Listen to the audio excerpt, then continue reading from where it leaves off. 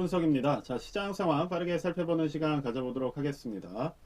자, 오늘 나스닥 같은 경우는 어느 정도 조정이 나올 수 있는 위치에 있다고 한 저번 주부터 말씀을 드렸습니다. 자, 그래서 오늘 어느 정도는 조금 빠질 수 있을 것 같아요. 일단 저번 주 같은 경우에 이렇게 갭 하락이 나왔기 때문에 뭐 하락 같은 경우, 하락갭 같은 경우는 뭐 갭 자체를 굳이 다 채우기보다는 그 기세를 조금 이어가는 경향이 많이 있기 때문에 어느 정도는 조금 하락이 이어질 수 있다라고 생각을 합니다.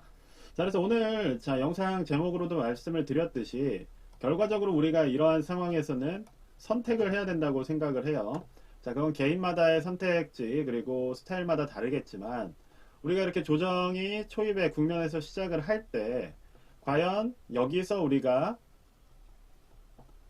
아웃, 즉 탈출을 할 것이냐, 아니면 일부 들고서 이 하방에서 다시 비중을 늘리는 선택을 할 것이냐, 아니면 그냥 쭉 홀딩하면서 장기 보유를 할 것이냐, 이렇게 결국 세 가지의 선택지가 있다고 생각이 돼요. 자, 그래서 많은 뭐 주식 전문가들의 이야기를 들어보면 각자의 스타일이 다 다르죠. 그래서 이럴 때마다 이제 아웃을 하시는 분들도 있고, 자, 이렇게 뭐 하방에서 나는 천천히 모아간다, 적립식 투자를 얘기하시는 분들도 있고, 그리고 그냥 장기 보유하면 된다 라고 얘기하시는 분들도 있어요. 그럼 이 세 가지의 의견에 굳이 우열을 따질 필요가 없겠죠. 결국 이거는 각각의 스타일의 선택입니다. 뭐 어떻게 보면 장기 투자만으로 부자가 됐다라는 분들도 있겠지만 뭐 그거는 사실이 아니에요. 사실 이 각각의 스타일마다 모두 다 성공한 투자자들이 존재를 합니다. 그래서 결국 여러분들께서는 이제 이러한 시기마다 내가 어떤 식으로 대응할지를 결정을 하셔야 되고 원칙을 만드셔야 된다고 생각을 해요. 저 역시도 이 부분이 가장 힘들기 때문에 지금도 고민을 하고 있는 상황이고, 자, 이렇게 어느 정도 상승을 이어가던 시장이 막바지에 이르렀을 때 단기적으로 이때 과연 어떤 대응을 할 것인가, 이 부분에 대해서 좀 각자가 고민해보고 투자 방식을 정하는 그러한 기회로 이번 조정을 활용했으면 좋겠다는 생각이 듭니다. 자, 그런데 이제 저번 주에 말씀을 드렸던 것처럼 사실 이러한 원칙을 만들기가 상당히 어려우면서도 꽤 난이도가 있는 이유가, 그쵸? 금리 자체가 워낙 높기 때문에 조정이 한번 올 때 이 조정이 과연 일시적인 것인가 라는 의문이 계속 들기 때문이에요. 저 역시도 이런 부분 때문에 사실상 예전 저금리 상승장에서 하던 식의 투자가 망설여지는 것이 사실이고, 실제로 작년 내내 이러한 기대감을 무너뜨리면서 이렇게 빠져왔기 때문에 많은 분들이 조금 어려움을 겪고 있다고 생각을 합니다. 그렇다면 이제는 어느 정도 우리가 이러한 모든 이러한 조건을 반영을 했을 때 대응할 수 있는 원칙을 하나 정도는 우리가 하나씩 갖고 있어야 된다 라는 생각이 들어요. 그게 무엇일지는 말씀드리기는 좀 어려울 것 같아요. 다만 우리가 어쨌든 그러한 투자 방식들을 여러 가지 시나리오 중에 선택을 해야 되고, 그 선택에 따라서 대응을 해줘야 우리가 조정이 오더라도 수익을 지키는 방향으로 투자를 할 수가 있다는 겁니다. 자, 그래서 지금 여기서 오른다 내린다 이제 이렇게 맞춰주는 게 사실상, 혹은 팔아라 사라 말씀을 드리는 게 사실상 저는 의미가 없다고 생각을 해요. 왜냐? 그거는 앞서 말씀드렸듯이 투자의 방식에 따라 달라지는 부분이기 때문에 어쨌든 제가 드릴 수 있는 뷰는 단기적으로는 조금 조정이 올 수 있다 라는 말씀 정도는 드릴 수가 있는 것이고, 그 사실을 바탕으로 내 주식을 어떻게 운용할지는 결과적으로 각자의 스타일마다 다르다고 생각을 합니다. 그래서 그 스타일을 굳이 저는 어떤 특정 뭐 유튜브든 전문가든 뭐 아니면 지인이든 이런 것들이 영향을 받아서 바꾸실 필요는 없다고 생각을 해요. 각각의 스타일을 공고히 하고 강화하는 것이 저는 더 유리하다고 생각을 합니다. 왜냐, 각각의 이 성향이란 게 있기 때문에. 그래서 이러한 각자의 스타일에서 어느 정도 보완을 통해서 이러한 위기가 혹은 조정이 왔을 때 어느 정도 내가 내 스타일을 살리면서도 손해를 최소화할 수 있는 그러한 방안은 무엇일지 원칙을 한번 세워보는 기회가 되면 좋을 것 같아요.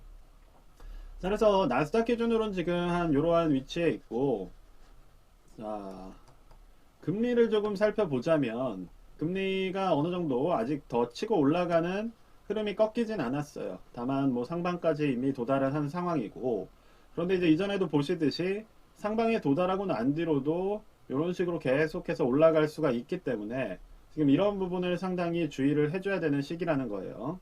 뭐 일반적인 구간에서는 금리가 오르면 주식도 같이 올라가지만, 일단 금리가 채권 수익률 같은 경우에 3%, 뭐 적게 잡아서 2% 정도가 넘어오는 순간, 더 세게 잡는다면 1.5%가 넘어오는 순간부터는 사실상 수익률과는 디커플링 현상이 생길 수가 있는 그러한 상황이기 때문에, 우리가 지금 이렇게 높은 위치에서는 채권 시장에 상당히 민감하게 대응을 해야 된다고 생각합니다. 그래서 여기서는 지금 아직 상승 추세가 꺾이지가 않았고, 자, 석유 가격은 이제 인플레에 결정적인 영향을 주는데, 지금 여기서 저번 영상에서 말씀을 드렸죠. 이러한 하락이 지금 실제 석유 가격이 싸진 것인지, 그쵸? 석유가 싸진 것인지, 혹은 달러 가치가 올라간 것인지를 구별을 해 주셔야 된다고 말씀을 드렸어요. 그래서 우리가 거시지표를 살펴볼 때도 어떠한 복합적인 지표에 대한 이런 속임수들을 좀 피해 가야겠죠.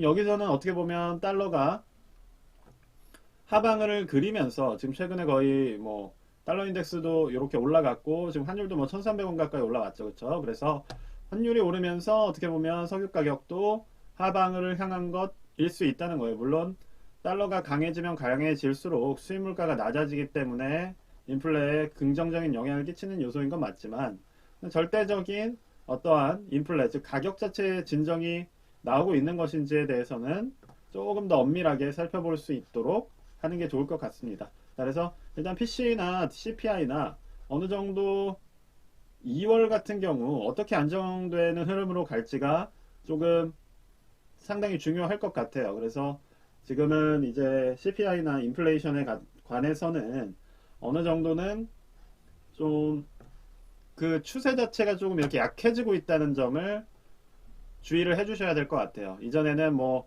9%, 뭐 8% 이렇게 올라갔던 것이 뭐 7, 뭐 6 이런 식으로 뚝뚝 떨어졌다면, 지금은 이것이 약간 이렇게 완만하게 움직여가는 과정에 있기 때문에, 그러한 부분에서 지금 거시지표나 아니면 물가 관련 지표들이 어떤 영향을 주는지를 유의 깊게 살펴보셔야 된다고 생각을 합니다.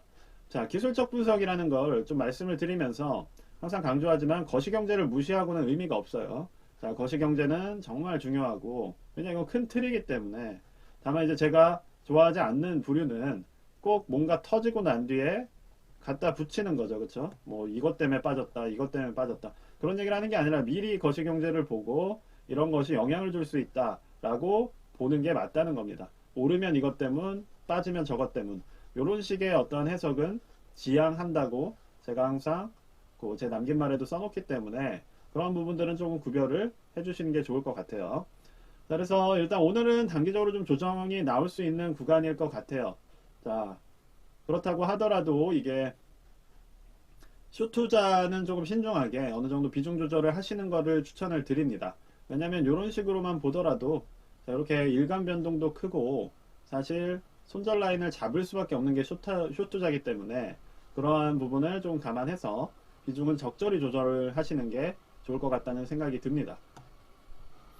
자, 주요 종목인 뭐 테슬라 마지막으로 좀 보고 마무리를 하자면, 자, 테슬라 같은 경우는 정말로 에너지가 좋아요. 힘도 좋고 추세도 좋은 상황인데, 결국 앞서 말씀드렸던 1차 저항선, 즉 200일선 저항에 근접을 했기 때문에 조금 단기적으로는 조정이 나올 수가 있는 확률이 높다는 것은 인지를 해주셨으면 좋겠어요. 결국 이 부분에 많은 분들이 매물대가 가지고 있다는 것이고, 그러니까 테슬라 오래 투자하신 분들은, 그쵸? 이렇게 이해해 주시면 돼요. 거의 대부분이 210달러, 지금 마이너스 3, 뭐 마이너스 5%, 뭐 마이너스 1%, 이런 식으로 지금 들고 계신 분들이 많다는 겁니다. 그러면 여기를 뚫고 올라가기가 어쨌든 힘들겠죠. 왜냐, 여기서 본전 매물이 나올 것이고, 본전 매물 현금 만든 다음에 빠지면 또 사야지라는 심리가 생길 겁니다. 그래서 이게 결국엔 주식은 심리이기 때문에 주요 저항선에 이런 식으로 악영향을 준다는 것을 인지를 해주시면 좋을 것 같아요. 자, 애플 같은 경우도 이제 비슷한 흐름으로 움직일 수가 있다는 거죠. 대형 추세선이 어쨌든 상단 160달러 쪽에 있기 때문에 이러한 식으로 지금 저항으로 기능을 하고 있다고 보시면 될 것 같습니다. 자, 그리고 뭐 넷플릭스나 페이스북 같은 뭐 다른 기술주 같은 경우도 이제 이런 것들은 워낙 낙폭이 컸기 때문에 좀 많은 분들이 떨어져 나간 종목인 거죠. 그렇죠? 워낙 낙폭이 컸기 때문에. 자, 그리고 그 뒤로 이제 정배열을 만들면서 올라가고 있는데 그렇다 하더라도 어쨌든 그렇게 본다면 주요 매수를 하신 분들은 이 하방 구간에서 매수를 한 게 많겠죠. 그렇죠? 그럼 이분들 역시도 시장이 불안해지면 수익 실현 매물, 즉 내가 여기까지 벌어왔던 거를 한 번에 잃고 싶지 않겠죠. 그렇게 매물이 쏟아져 나오게 되면 또 하방을 그리는 겁니다. 그래서 결국 주식이라는 건 심리기 때문에 그러한 부분들을 보시면서 일단 단기적인 조정에는 어느 정도 각각의 원칙을 만들어서 대응을 해주시는 게 필요하다라는 점을 말씀을 드리면서 영상을 마무리하도록 하겠습니다. 네. 그래서 오늘 뭐 이번 주 한 주도 잘 보내시길, 좋은 한 주 되시길 바라겠고요. 영상이 도움이 되셨으면 구독과 좋아요 꼭 부탁드립니다. 감사합니다.